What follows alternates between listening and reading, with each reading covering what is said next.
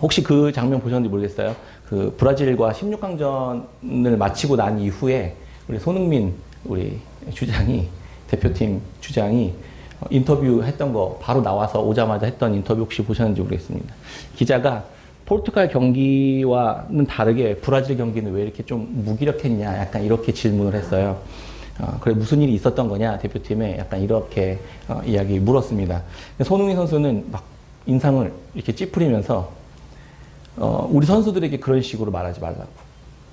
저는 누구도 비난하지 않고 오히려 우리 선수들을 자랑스럽게 생각합니다. 이렇게 인터뷰했었던 장면이 있었어요. 보셨는지 모르겠어요. 세계 최고의 선수지만 자기보다 팀을 먼저 생각하고 그렇게 생각하고 위하는 사람이었다. 이런 생각이 좀 들었어요. 축구는 자기 혼자만의 기량으로 하는 게 아니라 그걸 할 수 없다. 그 내 혼자만의 기량으로 다 할 수 있는 게 아니다라는 걸 인정하고 함께하는 분들에게 감사하는 마음을 가지는 것. 그것이 되게 중요하구나. 손흥민 선수 참 아직은 좀 어리지만 뭐 많이 어린 건 아니죠. 31살이더라고 벌써. 그의 생각이 참 멋있고 좋은 사람이고 또 대한민국 대표팀의 또 리더가 될 자격이 충분하다 이런 생각이 들었습니다. 한편으로는 우리에게 날강도로 잘 알려진 또 다른 세계적인 호날두 선수가 있죠. 그는 최고의 또 공격수라는 찬사를 받는 훌륭한 선수거든요. 기량이 엄청 뛰어난 선수입니다. 근데 이번이 그의 아마 마지막 월드컵이 될 것 같아요. 근데 포르투갈의 축구 영웅이었던 에우제비우라는 선수가 세운 기록이 9골이래요. 9골. 그 A매치 올림픽에서 월드컵에서 9골인데 지금 호날두 선수는 8골인 거예요. 그러니까 한 골이 부족한 상황인 거죠. 그런 상황이 됩니다. 그래서 그가 뛸 때 대표팀 근데 이 포르투갈 팀은 되게 어려움을 많이 겪었잖아요. 우리한테도 지고. 그래서 16강전에서는 호날두가 빠지고 이제 경기를 치렀는데 6대1이었죠. 6대1 대승을 거두었습니다. 그리고 나서 이제 후반전에 호날두 선수가 투입됐는데 다른 선수들이 계속 호날두 선수한테 계속 패스하는 거예요. 게임 자체가. 계속 밀어주려고 하고. 근데 결국 득점을 못했습니다. 그리고 나서 이제 포르투갈 대표팀이 8강에 진출한다 이런 소식을 딱 듣는 순간 이제 포르투갈 선수들은 막 엄청 환호하고 기뻐하고 막 이러는데 호날두 선수 보셨나요? 혼자 그냥 들어가 버렸습니다. 그냥 혼자 뚜벅뚜벅 혼자 빠져나갔어요. 운동장을. 어이가 없고 둘째는 매너도 없고 기본도 안 된 사람처럼 이렇게 보이더라고요. 제 눈에는 어떤지 모르겠지만 다른 선수들과 이 대표팀이 자기의 실력으로 그 덕분으로 여기까지 왔다 이렇게 생각하는 거 아닐까? 내가 없을 때 이들이 더 잘하는 걸 힘들어하는 겁니다. 이 모습을 보면서 제가 몇 가지 생각을 해봤습니다. 좋은 리더에 대한 생각이었습니다. 한국 대표팀이 참 좋은 주장을 만났죠. 주장이라는 자리는 선수들이 힘들어하고 또 이제 앞에서 힘들어할 때 또 힘들어하지 않을 때에도 앞에서 인도해가고 이끌어가는 리더잖아요. 팀의 분위기가 꺾이고 위축되고 막 이제 두려워하고 이러고 이렇게 있을 때 그런 위압감과 두려움에 압도되지 않도록 앞에서 격려하고 지켜주고 이렇게 해주는 사람 아닙니까? 상대방이 우리를 쓰러뜨리려고 할 때 선수들이 겁에 질려서 이제 돌아서서 포기하려고 할 때 박수를 치면서 격려하고 다시 응원하고 다시 일으키고 침착하게 견뎌주고 그렇게 하는 그런 사람이잖아요. 예수님이 우리의 좋은 리더이구나 이런 생각을 좀 해봤습니다. 여러 가지 우리 삶의 어려움과 이런 절망들에 빠져서 포기하고 싶어질 때 주저앉아 있고 싶어 할 때 응원해 주시고 다시 손잡아 주시고 또 우리보다 앞서서 먼저 더 많이 뛰어주시고 그렇게 우리와 함께 하는 좋은 리더잖아요. 또 우리 예수님은 십자가에 달리면서도 저들의 죄를 용서해 달라고 오히려 그렇게 하나님 앞에 기도하셨던 분 아닙니까? 우리의 죄를 자신이 대신 져 주시고 저들의 허물과 죄는 용서해 달라고 그렇게 말씀해 주신 분이잖아요. 손흥민 선수가 악의적인 질문들을 이렇게 던지는 그 기자의 질문을 막아서면서 그때 4대1로 우리가 패했잖아요. 선수들의 편에 서서 저들은 잘못이 없다. 이들은 최선을 다했고 나는 저들을 자랑스럽게 생각한다. 이렇게 했었던 말이 예수님이 우리를 향해서 나는 이들을 자랑스럽게 생각한다. 우리는 4대1로 패한 것처럼 보이지만 그런 게 아니다. 이렇게 말씀해 주시는 예수님의 그 마음처럼 좀 들렸습니다. 두 번째는 리더가 가지고 있는 가치관의 차이를 좀 보았습니다. 이 두 사람, 호날두와 손흥민 선수의 이 두 사람의 근본적인 차이는 자신에게 있어서 이 축구라는 것이 뭔가에 대한 이 세계관과 가치관에 대한 문제였습니다. 한 사람은 팀과 자신이 할 수 있는 최선을 다한 것, 그리고 우리가 함께 할 수 있었던 것, 그리고 그 안에서 얻을 수 있는 기쁨과 그런 좋은 결과를 얻을 수 있었던 것, 그것이 자기가 대표팀으로 뛰는 이유고 목적이었었습니다. 그 결과로 자신에게 얻어진 그 몫이 그냥 그거 몫을 받는 것일 뿐입니다. 그런데 다른 한 사람은 다른 사람들은 모두 자신의 대기록을 이루기 위해 존재하는 사람들이라고 생각하고 있었습니다. 그것이 이루어지지 않으면 기쁘지도 않고 그건 별로 중요하지 않은 일이 되어버리는 거죠. 어떤 가치관을 가지고 있느냐에 따라서 똑같은 축구라는 것이 자신에게 주는 의미가 달라지는 것을 보여주는 중요한 장면이었다, 이렇게 생각이 들었습니다. 우리는 모두 똑같은 인생들을 살아갑니다.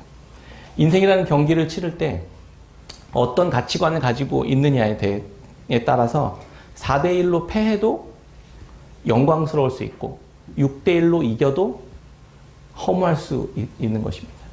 결과는 실패했고 수치스러웠고 끝난 것처럼 보이지만 우리의 주님께서 우리를 자랑스럽게 생각해 주시면 그걸로 되는 겁니다. 우리의 삶이 별 볼 일 없고 열매도 없는 것처럼 보이고 믿음으로 살기 위해서 최선을 다하고 그렇게 살았으면 된 것입니다. 결과는 하나님이 판단하실 몫입니다.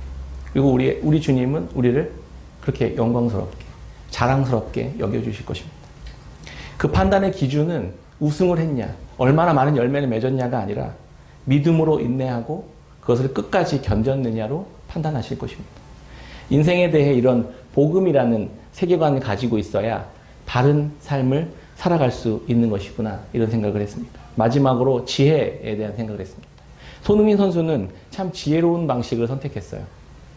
개인적으로 팀장으로서 손흥민 선수는 지혜로운 선택을 했어요. 지혜로운 그가 가지고 있는 지혜는 다른 사람을 세워줌으로써 자신이 낮아지는 것처럼 보이지만 결국 자신이 높아지는 길을 걸어갔다는 겁니다.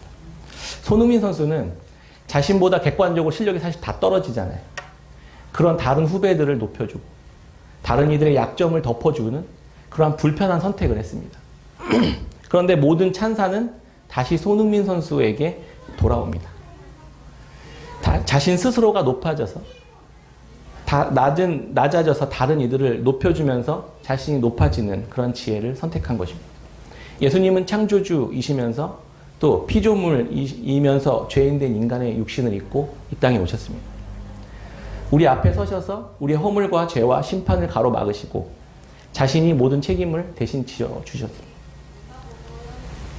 그렇게 처참하게 십자가에 죽으셨지만 예수님은 하나님 아버지의 말씀에 순종하시면서 순종하신 그 예수 그리스도를 다시 높여주셨습니다.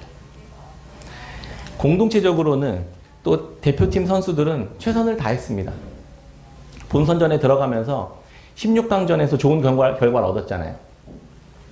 함께 기뻐했고 또 함께 행복했습니다. 그 모습을 함께 또 보면서 우리 국민들도 함께 즐거워했잖아요. 그리고 16강전에서 자신들이 할 수 있는 최선을 다 쏟아부었고 큰 점수차로 패했지만 그 결과를 그대로 그냥 받아들였습니다. 우리가 계획하고 준비한다고 다 좋은 결과를 얻을 수 있는 것도 아닙니다. 우리 대표팀을 4대1로 이긴 세계 최강이라고 불리는 브라질 대표팀도 크로아티아 팀에게 패해서 지금 집으로 돌아갔습니다. 빨리 간다고, 실력이 좋다고, 몸값이 비싸다고 다 우승하는 것도 아닙니다. 강하지만 우승 못할 수도 있습니다. 그게 우리의 삶 속에서도 그대로 적용된다고 전도서는 이야기해주고 있습니다. 우리는 최선을 다하고 지혜롭게 선택합니다. 그리고 그 결과는 받아들이는 것입니다. 그리고 팀원들과 국민들이 함께 그것을 감사하고 그 결과에 대한 것들을 그냥 함께 누리면 그만입니다.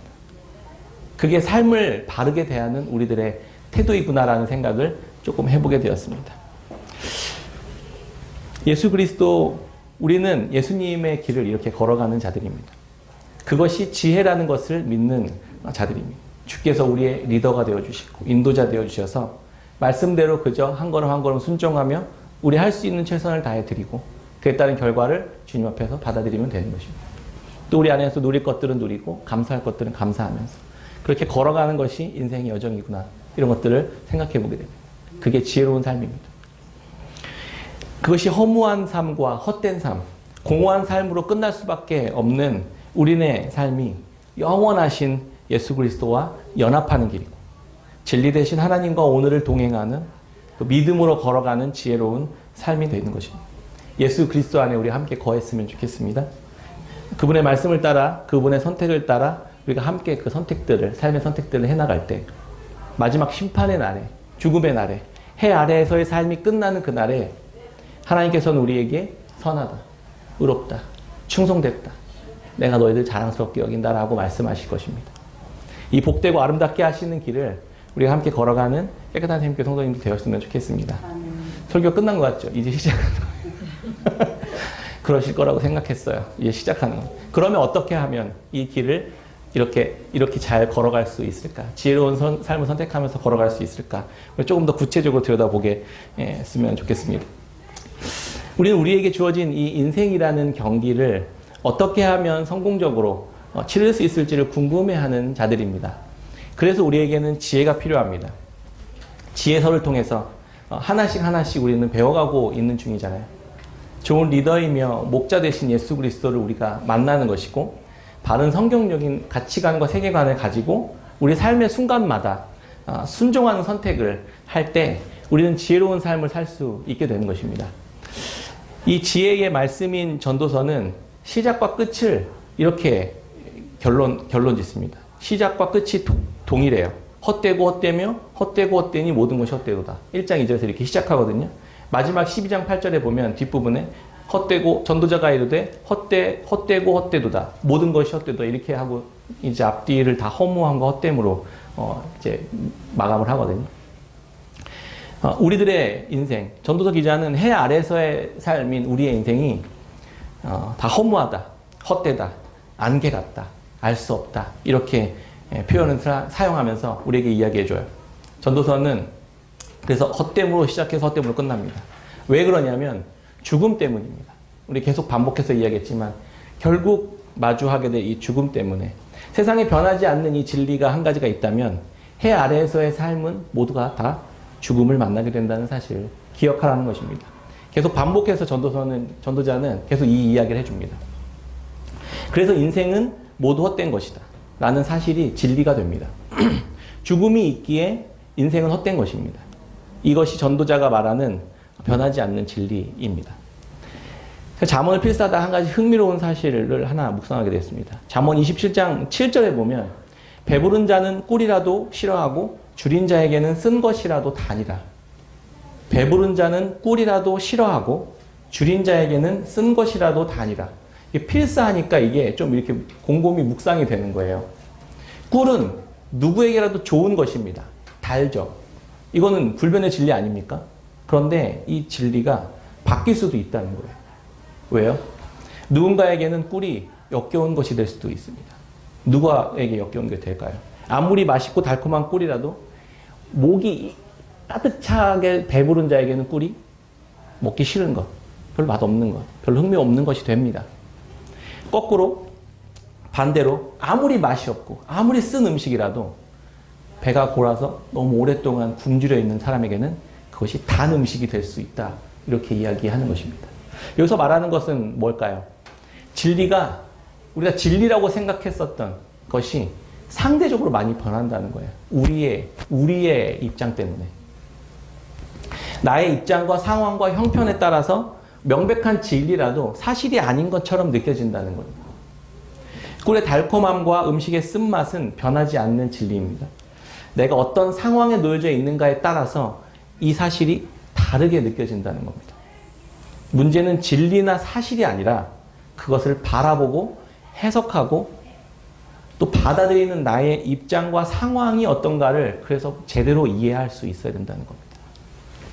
아무리 진리를 말해도 아무리 사실을 이야기해줘도 그 상황에 따라 사실이든 진리든 다르게 받아들여질 수 있다는 겁니다. 문제는 그래서 팩트가 아니라 이 사실이 아니라 이 상황을 다르게 받아들이는 지금 내가 어떤 상황에 있는지를 제대로 이해하는 것이 지혜다라고 이야기합니다. 우리는 우리의 마음을 그래서 끊임없이 말씀 앞에서 내가 어떤 상태인지를 오히려 계속해서 점검해 가야만 하는 것입니다. 내 상황을 파악해야만 하는 것입니다. 진리는 변하지 않습니다. 내 상황이 변하는 것입니다. 그래서 때를 알기 위해서는 지혜가 필요합니다. 그럼 이 지혜는 과연 뭘까요?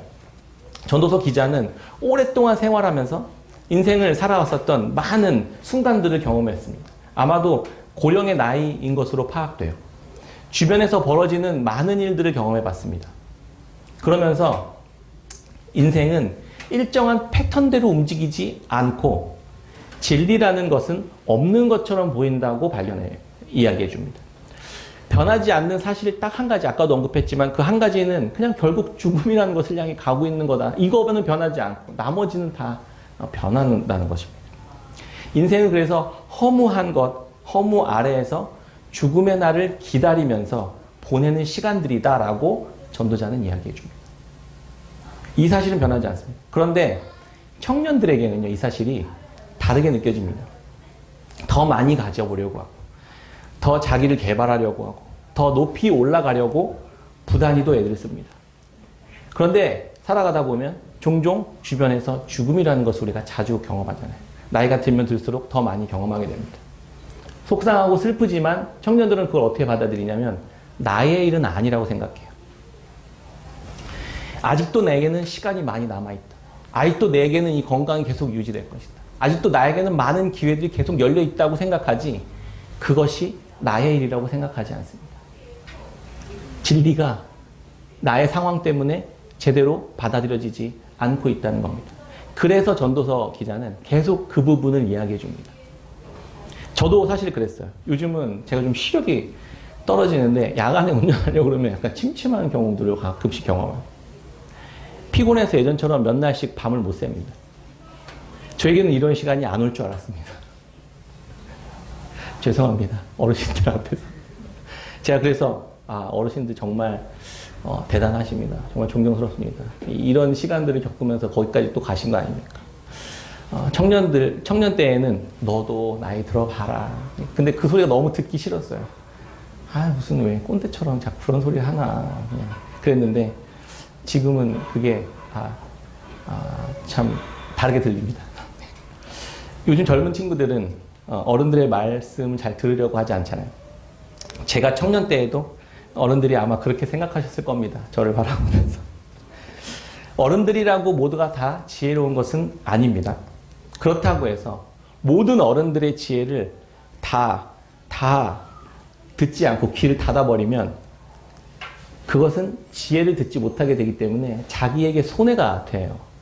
그건 잘 기억하지 못하죠. 예전에 원로 목사님을 만났을 때 한번 말씀해 주셨습니다. 본인은 나이가 들어서 정보를 찾는 능력은 현저하게 떨어진다 이렇게 이야기하세요. 그런데 내가 젊은이들보다 지혜는 떨어지지 않는 것 같아 이렇게 말씀하시더라고요. 또 하나 자신의 목회 방식을 저에게 이제 이렇게 이야기해 주잖아요. 근데 저는 이제 오늘날 우리의 시대 속에서 하는 것이고 그분은 한 20년, 30년 전에 하셨던 목회 방식이잖아요. 그러면서 그분 저한테 이렇게 얘기해 주시는 거예요. 윤 목사, 내 이야기는 그냥 참고만 하시게. 이렇게 얘기하죠. 내 때에는 이 방식이 성공적인 방식이었을지 모르지만 이것을 일반화시켜서 오늘날에 그대로 적용하면 실패할 수 있다네. 배울 것은 배워가고 버릴 것은 버리게. 이게 은퇴하신 목사님의 말씀이었습니다. 저는 모두가 다 어른이 꼰대라고 생각하지 않습니다. 이게 꼰대와 지혜자의 차이입니다. 저도 이런 어른이 되어야 되겠다. 이런 생각을 했습니다. 전도자는 청년들과 젊은이들에게 이렇게 이야기해 줍니다. 오늘 본문 전도서 11장 9절입니다. 청년이여 내 어린 때를 즐거워하며 내 청년의 날들을 마음에 기뻐하여 마음에 원하는 길들과 내 눈이 보는 대로 행하라. 그러나 하나님이 이 모든 일로 말미암아 너를 심판하실 줄 알라. 이것은 네 멋대로 살아봐. 그대로 네가 선택한 대로 다 하나님이 심판해 버리실 거야 라는 말이 아니에요. 그런 협박이 아닙니다. 이건 따뜻한 권면처럼 들으셔야만 합니다. 청년의 때에 창조주 하나님 그분에게 속한 심판의 때가 있음을 기억하라는 것입니다. 너가 그렇게 내가 이 말 해도 당신은 선택하겠지만 그래도 이 사실만큼은 받아들이고 받아들일 것으로 받아들이고 나머지는 버릴 것들은 버려. 이렇게 얘기해요. 근데 이 사실을 잊어버리면 안 돼. 이건 지혜자가 우리에게 해주는 권면입니다. 전도서의 결론에 강조하는 내용이에요. 우리의 삶은 죽음을 향해 가고 있는 시간들이다 라고 이야기했습니다. 허무 아래에서 죽음의 날들을 그냥 기다리는 시간들입니다. 그날이 어떤 모습일지 어둡고 두렵고 으스스한 분위기를 오늘 본문 안에서 이야기해 줍니다. 이것이 진리 강조하고 젊은이들이 꼭 알아야 되기 때문입니다. 새 번역 성경은요, 우리의 이 번역 성경이랑 좀 다르게 약간 알레고리적 번역이라고 하는데요. 이거를 알아듣기 쉽게 노년의 모습으로 바꾸어서 설명해 줍니다. 제가 읽어 드릴게요. 전도서 12장 3절 새 번역 성경입니다. 그때가 되면 너를 보호하는 팔이 떨리고 정정하던 두 다리가 약해지고 이는 빠져서 씹지도 못하고 눈은 침침해져서 보는 것마저 힘겹고 귀는 먹어 바깥에서 나는 소리도 못 듣고 맷돌질 소리도 희미해지고 새들이 지저귀는 노랫소리도 하나 들리지 않을 것이다. 높은 곳에는 무서워서 올라가지도 못하고 넘어질세라 걷는 것마저도 무서워질 것이다. 검은 머리가 팥뿌리가 되고 원기가 떨어져서 보약을 먹어도 효력이 없을 것이다. 사람이 영원히 쉴 곳으로 가는 날 길거리에는 조객들이 오간다. 전도서는 지혜의 말씀인데 그래서 죽음에 가까워가는 이야기들을 계속해서 우리에게 이야기해 줍니다. 지혜란, 인생이란 것은 죽음에 이르는 여정이라는 사실을 기억하라는 것입니다. 이것을 염두에 둔 채 거기까지 이르는 이 시간들을 무엇으로 어떻게 채워갈 것이냐에 대한 이야기가 지혜서의 말씀이라는 겁니다. 지혜의 근원은 하나님의 말씀에 있습니다. 지혜로운 어른들의 말에 귀담아 듣고 말씀 앞에서 이것들을 나의 것으로 하나씩 만들어 가면서 그 방법대로 순종하며 걸어갈 때 그럴 때 오늘 우리에게 주어진 삶의 여정들을 복음에 합당한 방식으로 선택할 수 있는 지혜를 얻게 된다는 것입니다. 각자 하나님께서 최신 버전으로 그 방법들을 우리에게 말씀해 주시리라 저는 믿습니다. 전도자는 해 아래에서 수고한 다양한 수고들을 살펴보고 연구해보고 우리에게 알려줍니다. 죽음 앞에서 해 아래에서 행하는 사람들의 모든 수고는 다 허무하다, 헛되다 라고 결론 지었잖아요. 많이 쌓아도 보고 많이 모아도 보고 많이 채워도 보고 지혜도 가져보고 성공도 해보고 이런데 만족함이 없었다 이런 이야기를 했었죠. 전반부에. 그리고 나서 결국 죽음 앞에서 그 모든 것들이 다 끊어질 것이다 이런 이야기합니다. 이어서 중요한 한 가지 더 중요한 지혜를 말해주는데 이야기를 해주는데 만사에 다 때가 있다 이런 이야기를 합니다. 전도서 3장 1절에 범사에 기한이 있고 천하 만사가 다 때가 있나니 날 때가 있고 죽을 때가 있으며 심을 때가 있고 심은 것을 뽑을 때가 있으며 죽일 때가 있고 치료할 때가 있으며 헐 때가 있고 세울 때가 있으며 울 때가 있고 웃을 때가 있으며 슬퍼할 때가 있고 춤출 때가 있으며 돌을 던져버릴 때가 있고 돌을 거둘 때가 있으며 안을 때가 있고 않는 일을 멀리할 때가 있으며 찾을 때가 있고 잃을 때가 있으며 지킬 때가 있고 버릴 때가 있으며 잠잠할 때가 있고 말할 때가 있으며 찢을 때가 있고 꿰맬 때가 있으며 잠잠할 때가 있고 말할 때가 있으며 사랑할 때가 있고 미워할 때가 있느니라. 다 때가 있다는 거예요. 인생을 살아보시면 이제 어르신들 다 알잖아요. 그 때가 있다는 걸. 해야 할 때가 있다. 이걸 해야 될 때가 있다. 씨를 뿌릴 때가 있고 거둘 때가 있다. 그 때를 놓치면 결과를 제대로 얻을 수 없다. 이런 사실 우리 잘 알잖아요. 그런데 이때를 전도자는 우리가 정확하게 다 알 수가 없다라고 또 이야기해 줍니다. 그때는 다 하나님이 정하신 때이고 하나님의 때에 맞게 사용하신다. 이렇게 이야기해요. 그러니까 이게 헷갈리죠. 때가 분명히 있는데 그 때가 다 하나님의 때 안에 있다는 거예요. 우리는 그 때를 또 다 알 수가 없다는 겁니다. 전도서 3장 11절에 하나님이 모든 것을 지으시되 때를 따라 아름답게 하셨고 또 사람들에게는 영혼을 사모하는 마음을 주셨느니라. 그러나 하나님이 하시는 일에 시종을 사람으로 측량할 수 없게 하셨도다. 우리는 우리의 인생에 주어진 상황들마다 다 좋은 때가 있다고 생각해요. 그런데 그게 다 내 뜻대로 됩니까? 오늘 아침에 출근하고 한 달 동안 성실이라면 월급이 들어옵니다. 그런데 이게 계속 내 마음대로 됩니까? 다 내 뜻대로 되던가요? 열심히 농사를 지었는데 태풍이 불어버립니다. 재해를 맞아버립니다. 한 해 농사를 다 망쳐버리기도 합니다. 열심히 가축을 키웠는데 전염병에 걸려버리기도 합니다. 열심히 공부했는데 나보다 공부 못하는 애가 더 더 잘 되는 일들이 나타납니다. 인생이 내가 계획한 대로, 내가 생각한 대로 척척 다 맞아 돌아갑니까? 여기 어르신들 분 중에 내 인생이 내 계획대로 척척 다 맞아 돌아갔다 지금까지 이렇게 계신 분 손 한번 들어. 아마 없을 겁니다. 어떤 노부부가 평생 맨손으로 세 자녀를 키우면서 국화빵 노점상도 하고 구멍가게 하고 식당 하면서 안 해본 일 없이 정말 고생하면서 모은 돈으로 시골에 땅을 하나 샀답니다. 기사에 나온 실제 이야기입니다. 인생의 마지막이라는 들뜬 마음으로 땅을 샀습니다. 그리고 땅을 어떤 임차인에게 임대해 줬습니다. 청천벽력 같은 소식이 들었습니다. 3,000톤의 쓰레기가 내 땅에 가득 치워져 있고 그 사람은 도망갔답니다. 그래서 이 경산시에서 있었던 일이에요. 경산시에서는 이 쓰레기 처리하는 비용을 시에서 내고 이분들이 돈이 없으니까 시에서 내고 이걸 구상권 청구해버린 거예요. 4억 9,051만 원이 청구됐습니다. 돈이 어디 있어요? 땅은 경매로 넘어갔습니다. 그리고 그분들은 너무 큰 충격에 병원에 다니면서 정신과 치료를 받고 그 땅은 경매로 넘어갔습니다. 반대로 아내의 회사의 한 분은 몇 년 전에 비트코인으로 성공해서 수십억 대의 자산가가 되어서 온몸을 명품으로 바르고 출근했다고 합니다. 그날 거기 함께 일하시는 분들은 다 찌그러져가지고 눈도 못 쳐다보고 화가 나면서 그런데 어떻게 할 수는 없고 그 모습을 지켜보며 울분을 토했다는 이야기를 전해 들었습니다. 이런 일들이 우리 삶에서 너무 자주 벌어지지 않습니까? 갑자기 어떤 분은 사업에 성공하고 알 수 없는 일들을 만나서 부자가 되기도 하고 인생이 뒤집어지는 경우들을 종종 봅니다. 전도서 9장 11절입니다. 내가 다시 해 아래에서 보니 빠른 경주자들이라고 선착하는 것이 아니며 용사들이라고 전쟁에 승리하는 것이 아니며 지혜자들이라고 음식물을 얻는 것도 아니며 명철자들이라고 재물을 얻는 것도 아니며 지식인들이라고 은총을 입는 것이 아니니 이는 시기와 기회는 그들 모두에게 임함이니라. 분명히 사람은 자기의 시기도 알지 못하나니 물고기들이 재난의 그물에 걸리고 새들이 올무에 걸림같이 인생들도 재앙의 날이 그들에게 호련히 임하면 거기에 걸리느니라. 패턴이 없다는 거예요.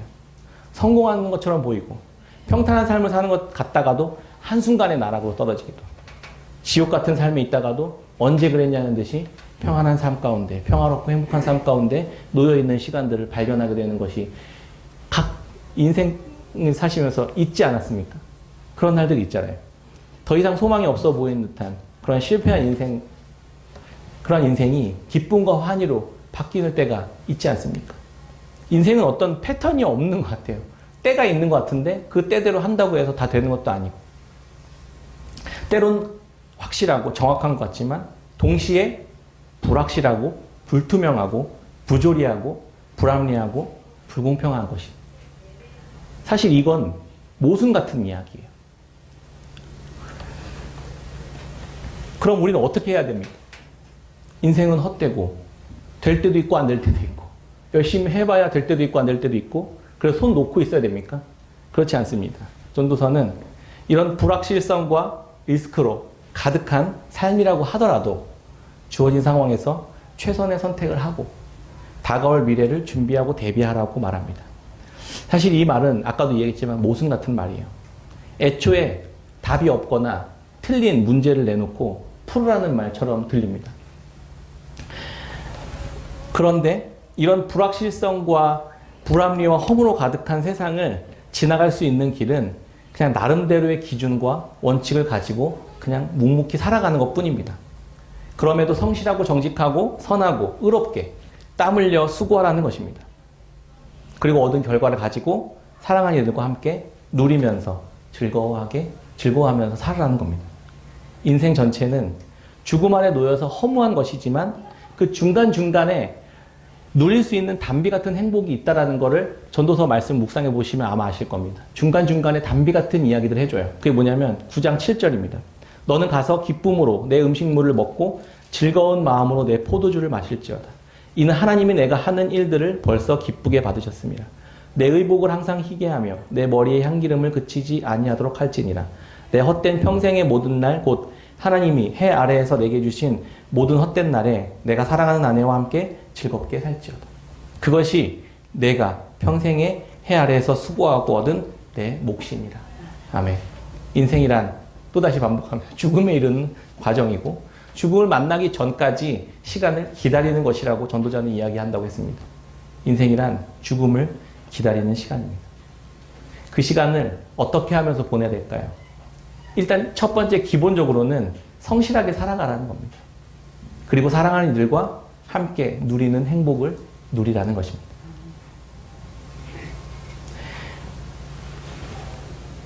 삶 속에서 얻을 수 있는 기쁨과 즐거움이 무엇인가를 얻거나 확보하는 것이나 내가 사람들의 기억 속에 남는 것이 아니라 하나님께서 주신 그 삶의 여정 그 자체에 있다라는 것을 이야기해 주는 것입니다.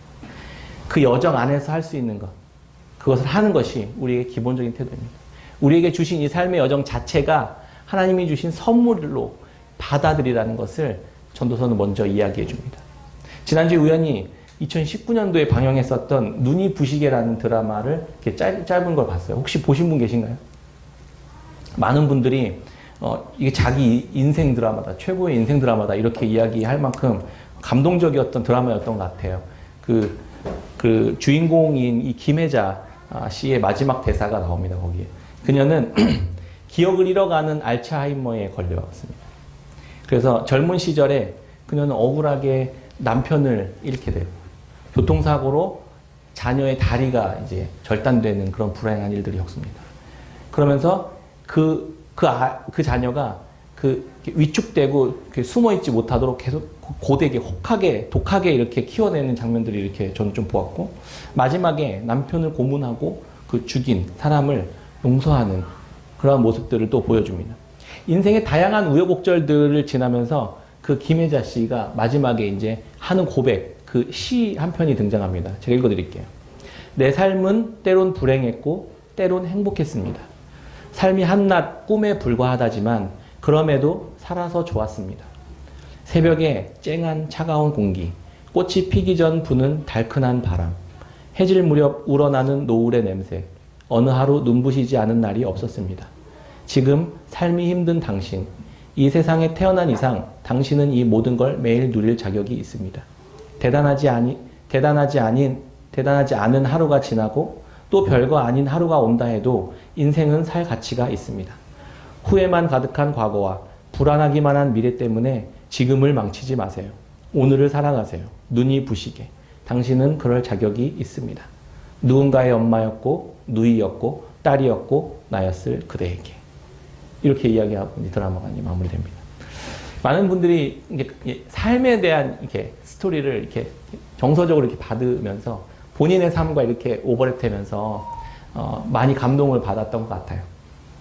이 작가분이 개인적으로는 기독교적인 정서를 가진 분 아닌가 이런 생각을 좀 해봤어요. 한번 기회가 되시면 보실 수 있는 분들은 보셔도 좋겠습니다. 최대한 인생이 불합리하고 고통스럽고 괴롭고 절망적이고 힘이 들지만 그럼에도 선물이라는 사실을 우리에게 이야기해 주는 것 같았습니다. 맞습니다. 인생은 아무리 힘들어도 하나님이 우리에게 주신 선물입니다.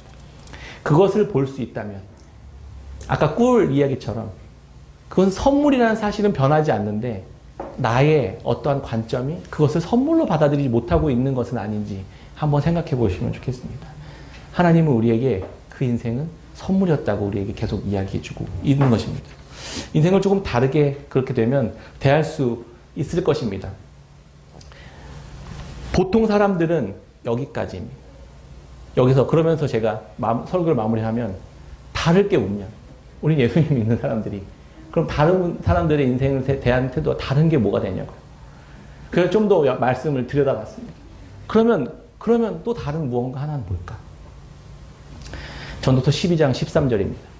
일의 결국을 다 들었으니 하나님을 경외하고 그의 명령들을 지킬지어다. 이것이 모든 사람의 본분이니라. 하나님은 모든 행위와 모든 은밀한 일을 선악간에 심판하시니라.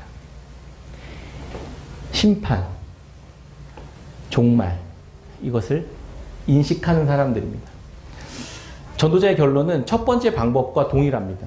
동일하지만 선택하는 이 모든 기준을 말씀 위로 가져오라고 이야기합니다. 아무리 소유하고 쌓아가는 건 허무하지만 소유하고 일하기를 멈출 수는 없어요. 만사의 때를 다 알 수는 없지만 만사에 하나님을 기억하고 하나님의 명령을 선택해 나가는 일들을 계속 해 나가야만 한다는 것입니다. 우리의 모든 선택이 하나님의 심판을 받을 것이기 때문입니다. 매 순간을 하나님을 경외함 없이 하나님의 말씀과 관계없이 인생을 채워왔었던 사람의 결말과 하나님을 경외하며 매 순간 말씀을 지키는 사람의 결과는 어떨까요? 최후의 심판 이전에 일어난 일들은 다 불확실합니다. 불공평합니다. 불이하게 보입니다. 그렇다고 해서 인생을 말씀으로 살아가기를 포기해서는 안 된다는 것입니다. 끝까지 하나님을 경외하고 말씀을 지키는 길을 살아가라는 것입니다. 해 위에서의 삶, 영원한 생명의 삶, 다른 말로는 그게 심판의 날이 곧 올 것이라는 이야기를 우리에게 계속해서 하고 있는 것입니다. 그 결과는 하나님께 맡겨드리는 것입니다.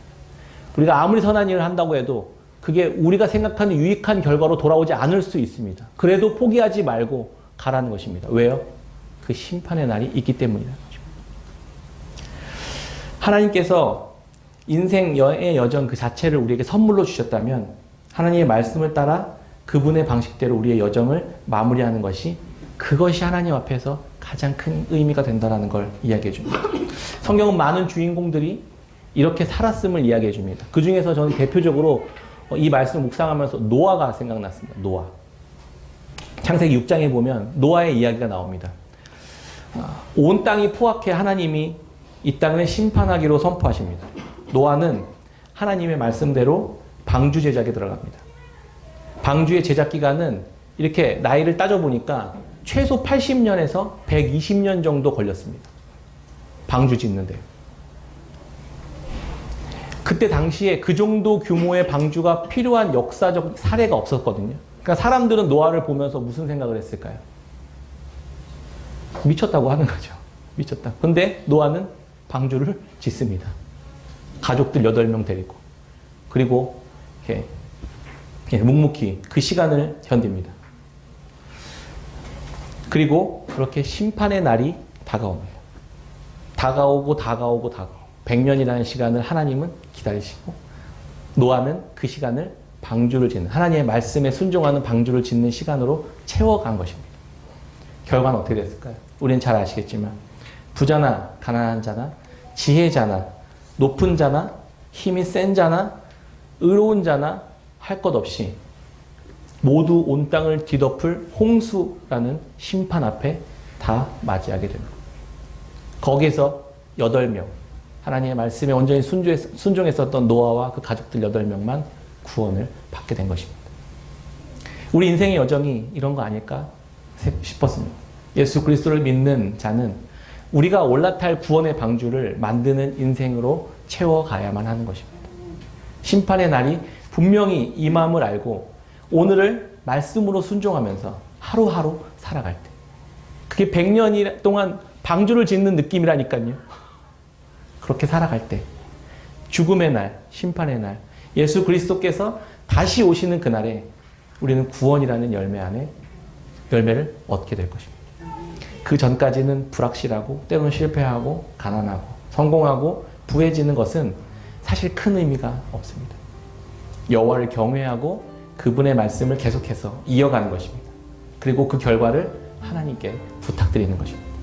신실하신 하나님께서 예수 그리스도 안에서 우리를 건져 올리시고 영원한 나라로 우리를 인도해 가실 것입니다. 창세기 6장 17절입니다. 내가 홍수를 땅에 일으켜 무릇 생명의 기운이 있는 모든 육체를 천하에서 멸절하리니 땅에 있는 것들이 다 죽으리라. 그러나 너와는 내가 내 언약을 세우리니 너는 내 아들들과 내 아내와 내 며느리들과 함께 그 방주로 들어가고 너는 먹을 모든 양식을 내게로 가져다가 저축하라. 이것이 너와 그들의 먹을 것이 되리라. 노아가 그와 같이 하여 하나님이 자기에게 명하신 대로 다 준행하였더라. 아멘. 말씀 읽겠습니다. 아직 미완성인 듯 보이는 방주 안에서 사랑하는 언약의 가족들과 함께 양식을 먹고 하나님의 약속을 바라보며 함께 기뻐하는 삶을 살아가는 것이 인생의 여정인 것입니다. 그리고 심판의 날, 마지막 날, 그날을 잊지 않고 기억하는 것입니다. 허무와 헛됨으로 홍수에 수장되어 버리고 말 그 인생이 생명을 얻는 구원의 기쁨과 감격의 날로 바뀌어질 것을 우리는 소망하며 오늘도 살아가는 것입니다. 제가 또 다른 이야기를 준비했었는데 시간이 이렇게 많이 가네요. 이번 주가 대림절 세 번째 주일이거든요. 예수 그리스도를 기다리는 주일, 그게 대림절이에요. 주님이 다시 오실 그날. 우리는 그날을 소망하면서 오늘도 살아가는 것입니다. 우리가 이렇게 끝나버릴 인생이었던 우리들에게 예수 그리스도께서 오셔서 우리의 구원의 방주가 되심을 오늘도 기억하고 여호와를 경외하며 하나님을 사랑하며 그분의 언약과 약속 위에 서서 오늘 하루하루를 말씀 가운데 살아갈 때 주께서 우리에게 약속하신 대로 영원한 생명으로 인도하실 것을 우리가 기도하고 소망하면서 그렇게 또 한 주, 또 그렇게 한 주 살아가며 우리가 성탄을 맞이했으면 좋겠습니다.